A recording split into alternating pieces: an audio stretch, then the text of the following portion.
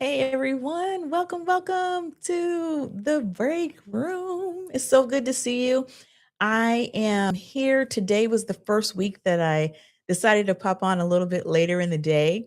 We're still on Thursdays, obviously. Today's Thursday, but yeah, I decided to go a little later in the afternoon. It's 2 p.m. Pacific Standard Time. And I'm going to try this out for a while and see how it goes. I wanted to see if there would be a better time of day that more of you could join in live, and I have my chat open so that I can see if you guys are engaging in any way for this. Well, today, what are we talking about in the break room? Titled this one, The Efficiency Exception. Like there's an exception to the rule. Is there ever really a time when maybe efficiency isn't the best goal? Is it not the best option? So the question that we're talking about today, if I get my stuff together here, is have you ever optimized a process so well that it lost the heart of it? It lost the soul. Or maybe it lost the creative spark of the work. Has that ever happened to you? Why is this important from a leadership perspective? It's important for us personally as we're navigating the idea of optimization, okay, what it brings, what it has the potential to do, what can it do? Is there a place that lives where optimization maybe is too much? That's basically what the conversation is here. We understand the proof is all around us and it's available that optimization is a good thing. Of course, it holds value. Anytime that we can look at a process, see how we can do it better. Sometimes we're looking at ourselves and seeing how we can do us better, right?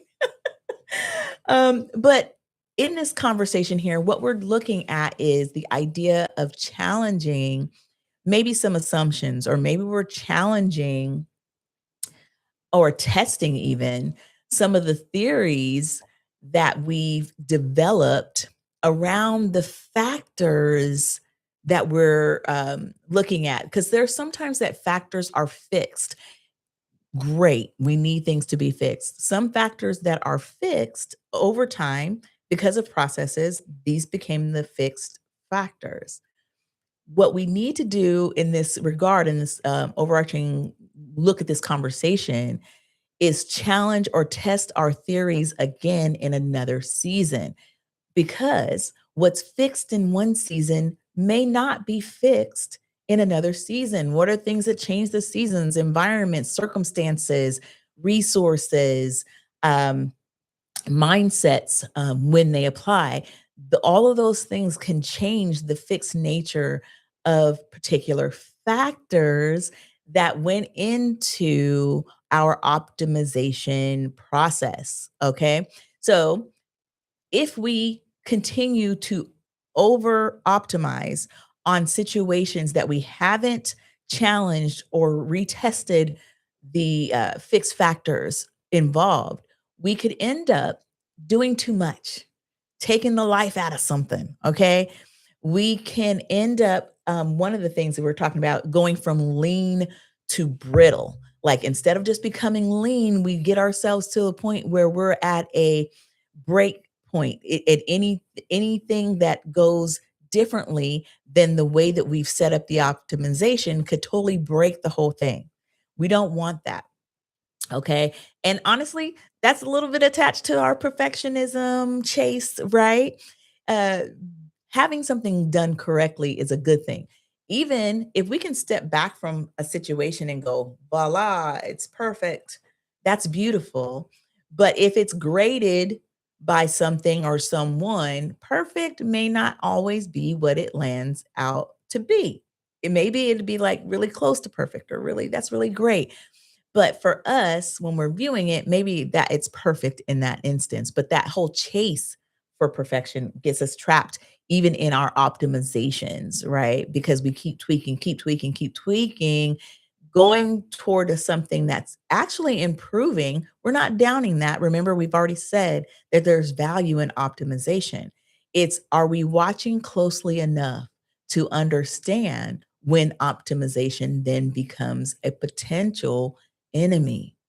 If our optimization takes us beyond being lean and getting things done in a smarter way, but actually ends up putting us in a box or in a prison in our thinking, that's when we're looking at becoming brittle or breakable. Like at any sudden move, the whole thing comes tumbling down. So, what we want to do is make room for the inefficiency that sometimes innovation brings. What am I talking about? What are you talking about, Coach Angie? What I'm saying is, at the beginning of innovation, sometimes we need to leave room for inefficiency because we need room to toss it around, play with it, try this one way, try without, throw in these factors, take these factors away. If we're not willing to step into a tiny bit of an inefficiency or a little messiness, we may never innovate because we have become so connected and attracted to the optimization level that we attained with the fixed factors that were working in the last season. So, what are your fixed factors now? Pull them out, challenge them, test your theories, add the things that are most true in this season about your leadership, about your crew, about your standard of operation, about your communication, about um, what you even are valuing in your ROI. What's your return on investment? Are you still floating in the same amount of investment? What does that look like? What does the word investment for you look like beyond money? Money's included, but there's more to it usually. So, what's the investment here? Okay. Make room for the inefficiency of innovation, make room for that time of in the process where it gets a little messy and it's okay. There's value that comes out of that. Even if your value turns out to be, yep, I was right. This is still what works now. This is still what's working. This is still the best optimization process. The fact that you step into that season to challenge it, test your theories, does a lot for you as an individual and as a leader. It grows you in your leadership um, presentation approach and capabilities, but it also does more for your team. It lets them know that they should be stepping back and assessing what they're doing. It lets them know that they maybe can come to you and maybe suggest looking at a process or a plan or a policy, a product, maybe even a little differently and reassess and realign. Those are my two things um, for the dynamic pause and Ataruka. Let's sit down, reassess, realign. Okay, maybe it's microscopic, but some of that microscopic movement brings and makes way for just these big gaping experiences on the positive side.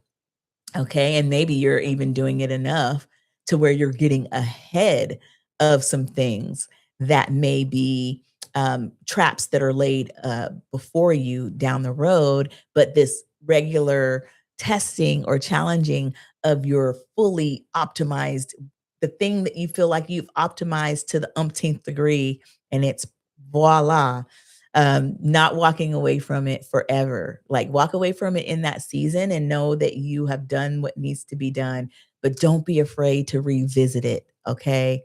That's the exception here to our efficiency.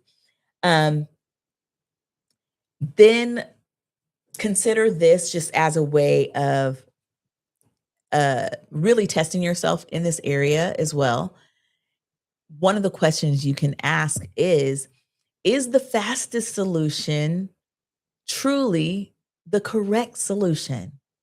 Because sometimes with optimization and efficiency, it's about speed. Is the fastest solution truly the best solution? What are the things that come from taking your time? Where are some things that hold value that it behooves you to take your time to do it, invest in the more time applied to it than just getting through it quickly? One of the things is our ability to see our surroundings well. One of the things is our ability to forecast appropriately. All of those things, we need more time. And time allows for to broaden the area that we can see, right? It gives us more time. If I'm walking by you super fast, I might miss some details on your clothing or what you have on today, or maybe your earring. But if I'm taking my time and already have a plan of how I'm going to assess you when I walk by, I might catch some of those details, right? I don't do that with people, but that was just the idea that came up in my mind. Um, so what would I like you to do? What's the thing to take with you this week? I want you to choose one routine task, something um, that you do all the time, something maybe even that you've optimized to the ultimate level. You already have invested that time and come up with the best way of doing this particular task. Um, let's deliberately take some time and maybe do it the long way. If you can still recall what the long way might be, approach it with the long way, or maybe intentionally set out to do it differently. See what happens. Let's see what happens. Let's see what floats to the top. And then do it with a couple of other things. But today, this week, let's just choose one. You guys are busy professionals. Let's just choose one. Okay. See what happens. Come back and tell me about it. Okay. I want to hear from you. All right, guys. Thank you for joining me, Coach Angie, in the break room. And I hope that you are having a fabulous week, day, month, whatever. I hope you're doing great. And we will see you next week again in the break room. Have a great rest of your afternoon and week. All right. I already said that. Hello. All right, guys. Talk to you later. Bye bye.